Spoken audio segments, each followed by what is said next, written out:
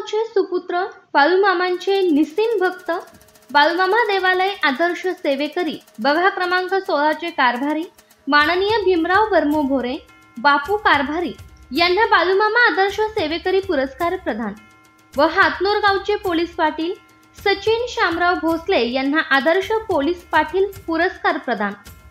सचिन भोसले यांनी आपल्या कामातून एक वेगळाच ठसा उमटवला आहे। या कामाचा दखल घेऊन पोलीस पाटील पुरस्कार देण्यात आला व युवक नेते आकाश उर्फ गणेश दिलीप लोखंडे यांना आदर्श समाजसेवक पुरस्कार प्रदान करण्यात आला। सिनेसृष्टीत आदर्श फिल्म मेकर म्हणून संतोष लोखंडे यांना आदर्श फिल्म मेकर पुरस्कार प्रदान व हातनूरचे पैलवान शिवसेनेचे निष्ठावंत मावळे माननीय तानाजीराव पाटील यांना आदर्श समाजसेवक पुरस्कार प्रदान करण्यात आला।